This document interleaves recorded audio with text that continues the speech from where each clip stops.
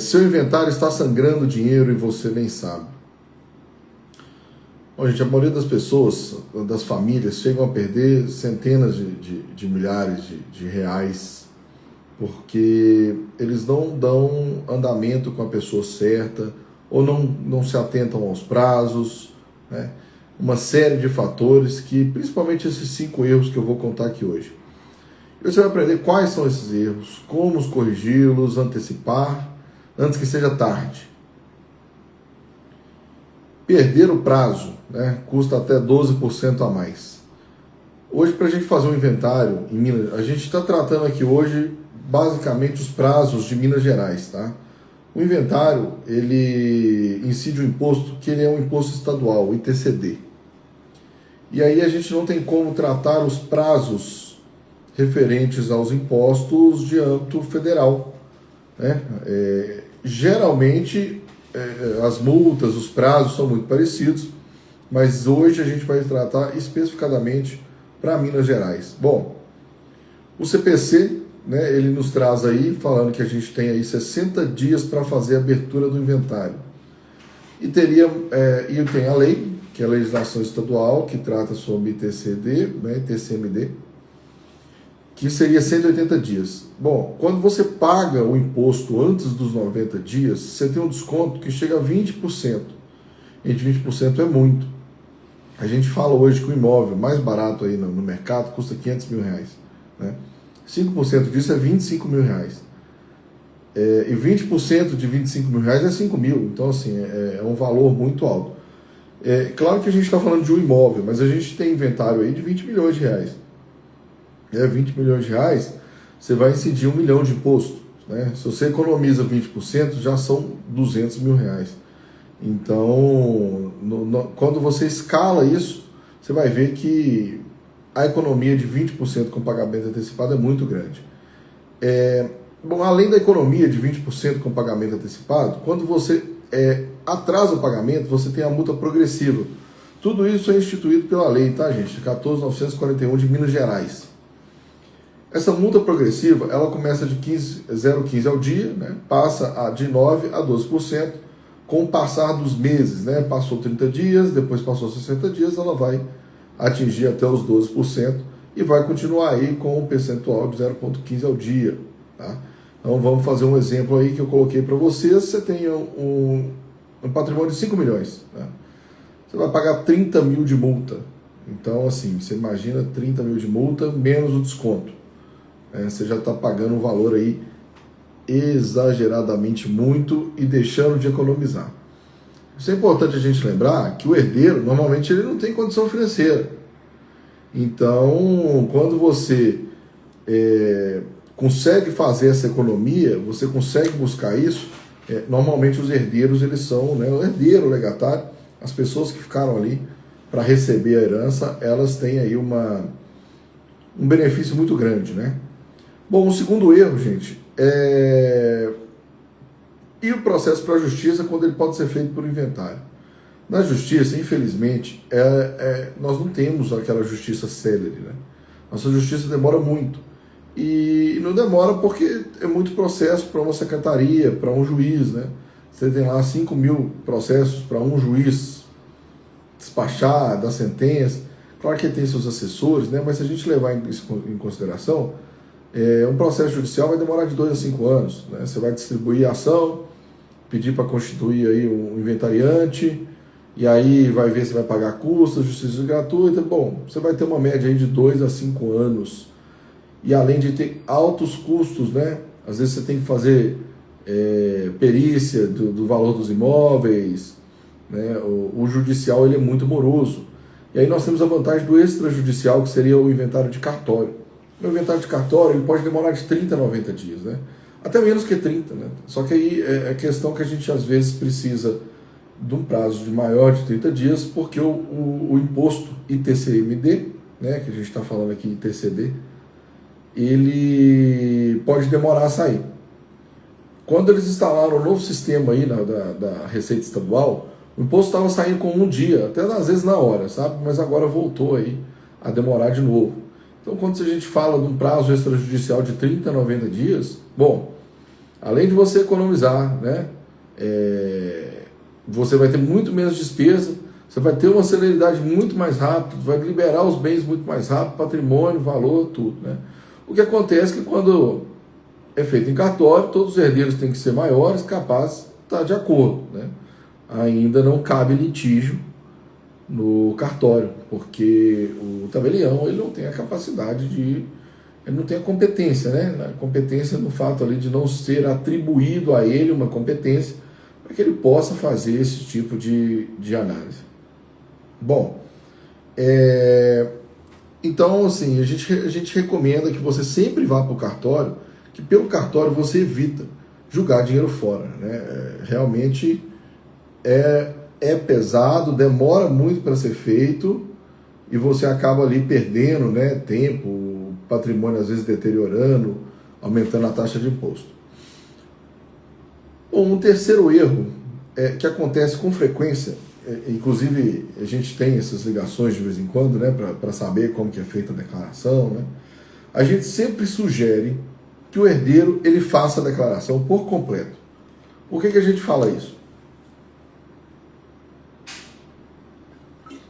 Porque hoje em dia a Receita ela já tem acesso a praticamente tudo. Nós estamos falando aqui agora só de Receita Estadual, tá, gente? Nós não vamos tratar de imposto de renda, vamos falar só de inventário e de imposto que incide sobre o inventário e TCD. A Receita Estadual ela vai cruzar os seus dados com CPF, banco, cartório, imposto de renda, tanto da pessoa que está recebendo, da pessoa que deixou a herança, né, do decujus. Então, assim, é importante que a pessoa faça isso. Hoje existe uma integração entre as receitas e com essa nova reforma tributária, eles vão interligar aí as informações também municipais e estaduais referente aos imóveis, inclusive para esse tipo de cobrança. Não só para esse tipo de cobrança, né, para cobrança de imposto de compra e venda, de inventário, né, para ver se o pessoal está omitindo, para a questão de imposto de renda também. Então, assim, eles vão ter acesso a tudo. Então, não vale a pena. E outra, a multa inicial é 50% do valor do imposto. Gente, 50% de 50 mil é 25 mil. Se já é difícil para o herdeiro pagar o imposto, você vai pagar a multa em dobro, né, quase em dobro. Eu estou falando uma multa de 50%, fora as que eu já havia falado anteriormente, né? Que seria deixar de ter o desconto de 12%, de 20%, pagar lá a multa de mais 12%, mais juros de 0,15 ao dia. Então, assim, essa multa é muito alta. E não adianta tentar fugir disso, né? É uma multa de regulamentação estadual, tá? E se for comprovado que realmente houve uma sonegação, o Estado vai cobrar, tá, gente? Não tem jeito aí do Estado fugir disso também, porque é legislação e ele tem uma obrigação legal de fazer isso, tá? Então, um patrimônio aí, por exemplo, de 5 milhões, né? Vou fazer aqui um exemplo. Um patrimônio de 5 milhões, bom, se você sonega aí 50% dos imóveis, né? Você vai ter aí uma multa de... Você vai ter uma multa de 1.250.000, imagina, né? Você vai ter uma multa altíssima. Então, assim, a gente realmente trabalha para isso. E o que a gente faz, gente, o que eu acho, né, a minha opinião, é que é vantagem de declarar tudo. Em vez de você usar a sonegação, né, você usar a lei para o benefício de reduzir legalmente o imposto, né? Você tem diversas formas, né? Eu estou falando aqui realmente sobre inventário, como ser feito o inventário, mas você tem diversas formas aí de tentar diminuir o impacto, né, do imposto. Então, o que a gente recomenda sempre é que vocês façam toda a declaração com todos os impostos, né? Claro que se o pessoal tem dúvida, mas o meu pai não declarava. Bom, aí é melhor você deixar para ver se a Receita vai atuar anteriormente. Mas você não declarar é um erro muito grande. Primeiro porque se você precisar de vender esse imóvel depois, como é que você vai fazer aí o ganho de capital? Algo aí referente a, né, um ganho de capital de 100% do valor do imóvel, né? Você vai pagar aí na pessoa física um valor altíssimo de imposto de renda, porque em tese você está comprando um imóvel e ganhou esse dinheiro todo naquele ano. Então, assim, Não justifica de forma alguma não fazer a declaração, tá? Vamos agora aí para o quarto erro, tá, gente? O quarto erro que a gente tem aqui é a má divisão dos bens que geram imposto em dobro. Bom, isso é muito sério, isso a gente vê todos os dias. Mas muitas das vezes as pessoas não querem discutir sobre isso porque vai falar, não, minha irmã vai ficar com aquilo, meu irmão com aquilo e eu com isso. Bom, qual que é o problema quando você faz esse tipo de divisão? Às vezes você vai passar um bem que é mais bem avaliado do que o outro para um dos irmãos, apesar de vocês acharem lá que todos os três valem, vamos colocar lá, todos os bens valem 100 mil reais. Tá, gente? Isso aqui vocês podem colocar de 100, de 1 milhão, 10 milhões. Vamos colocar que você vai colocar 3 bens de 1 milhão para cada um. Na sua mente vale 1 milhão de cada um. Então o inventário custa 3 milhões, mas um bem pode valer 1 milhão 250, né? O outro pode valer menos, 750 mil. Aí você recebe esses 250 mil a mais. A pessoa que tem um bem de valor inferior, eles vão ter que pagar a doação, né? Vão ter que fazer uma doação de 25% do imóvel para você. Ou seja, você tem lá 3 milhões, você vai pagar 150 mil de imposto. Só que além desses 150 mil, você vai ter que pagar aí mais 15 mil, né, mais 17.500 de imposto de doação. Por quê? Você doou uma fração do seu imóvel para outra pessoa, uma fração do seu imóvel, do seu direito. Então é muito importante que você faça essa divisão, que você faça um estudo, uma engenharia de partilha, que a gente chama, né? Que você consiga fazer a partilha, não necessariamente dividindo todos os bens para todo mundo, mas em que essa partilha, o valor fique bem próximo ali, evitando que incida o imposto dobrado, que seria a doação, né? Porque, então, funciona bem assim, né? Você tem lá 1 milhão, né? Porque 1 milhão para dividir, só que aí um acaba pegando um imóvel um pouco mais caro, então essa fração dele que saiu mais cara, né? Quem pegou o imóvel mais caro, a parte vai ter que fazer uma doação de percentual do inventário, né? Que seria aí, que incidiria aí normalmente os 5%. Então o que a gente recomenda mesmo é que faça essa engenharia, né, de partilha. Bom, a gente deixou na tela aí, né, eu deixei para vocês na tela aí um exemplo, e como que o Estado passa essa interpretação, né? Então assim, existe a doação mesmo, né, e realmente incide a doação, se não está igual, aí ele faz essa cobrança, né? Bom, agora a gente vai aqui para o quinto erro, gente. Quinto erro. Generalista com o seu patrimônio. Esse realmente é um problema, né? Hoje a advocacia, ela é muito voltada para vários segmentos, né? Vários ramos do direito.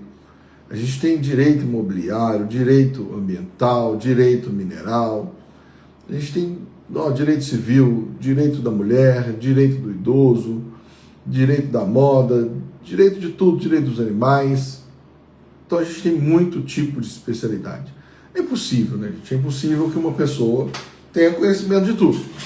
E aí quando você passa seus bens para ser feito por um generalista, ele vai pegar, vai dividir tudo igual ali para cada um, quando ele souber fazer da forma certa, que às vezes ele pode fazer a declaração errada.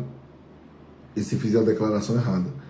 Além disso, pode cair uma sonegação fiscal, ou uma evasão, elisão, né? Então, assim, passar para um generalista é muito complicado. Então, tá aí a importância de você estar sempre aí antenado de um profissional. Isso, gente, são todas as partes do direito, né? Estou falando aqui do inventário, porque fazendo uma comparação aqui é como um médico, né? Um médico de coração não vai operar um joelho, assim como um de joelho não opera o coração. Então é importante você colocar, porque a pessoa especialista em inventário, ele vai te falar ali quais os riscos, a chance que você tem de pagar mais imposto, menos imposto, se existe possibilidade, como seria melhor essa divisão, né? Se seria melhor dividir igual para todo mundo, ou se a gente poderia alocar algum bem para um bem para outro. Isso tudo, claro, com a vontade do cliente, né? Então um dos maiores erros aí que a gente vê é o pessoal contratando.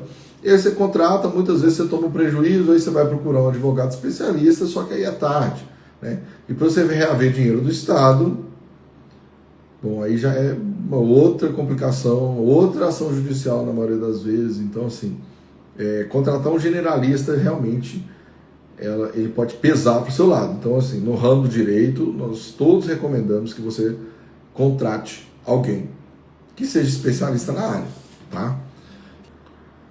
Bom, aqui, né, a gente fala sobre o custo da inação, que seria então aí uma multa de mora de 12%, uma possível ação fiscal, uma multa de 50%, perder o desconto de 20%, os bens desvalorizarem, empresas travadas e brigas familiares. Na próxima nossa live da próxima segunda, eu vou falar aí sobre as empresas, tá? Então, guarda aí, quem quiser saber sobre o inventário das empresas, os problemas, as dificuldades e as formas de facilitar, tá? Você pode ficar na live aí e acompanhar a gente toda segunda às 20 horas, inventário ao vivo. Bom, entre aí as empresas travadas, você tem também as brigas familiares, né? E quanto mais demora, maior fica as brigas familiares. A maioria das famílias, você tem irmãos com condições financeiras diferentes, às vezes um precisa, outro não precisa, um tem mais vontade, outros tem menos vontade, né? Um tem mais apego, outro tem menos apego, mas o que a gente recomenda é que você faça o inventário. Logo de cara, pague o imposto, isso vai evitar multas muito altas. Gente, a maioria das pessoas aí deixa 10 anos sem fazer o inventário. Então o imposto de 50 mil vai para 110 mil. Né? Vai para mais de, ou triplica, né? Vai ser 150 mil, 130 mil. É muito alto os juros, muito alto a multa. Então, assim, né? Não vale a pena você tentar se esquivar de não declarar, tá? E não vale a pena demorar. Quanto mais você espera passar, mais caro fica, né? Não tem jeito. Isso aí é juros diário, né? E se você pegar qualquer aplicação, você nunca vai conseguir um rendimento tão bom desse, tá? Então, assim, vale a pena, mesmo se você for vender, alugar, qualquer coisa, fazer um sacrifício, tentar pagar os impostos, tentar resolver o inventário, para depois você ficar tranquilo e não ter dor de cabeça no futuro, né? Então, assim, pare de perder dinheiro, resolva o mais rápido possível o seu inventário, resolva agora. E se o prazo de 180 dias está correndo, seu inventário está travado, mande uma palavra, mande para mim aqui escrito urgente no direct, que eu vou analisar seu caso e vou falar com você o que pode ser feito. Não deixe de passar os 180 dias. Me chame aqui, que eu vou falar com você o que a gente pode fazer. Tá? É muito importante, quanto mais você espera, maior vai ser o seu prejuízo. Tá, gente? Bom, essa aqui foi mais uma live do Inventário ao Vivo. Obrigado a todos por assistir, né? Eu conto aí com a presença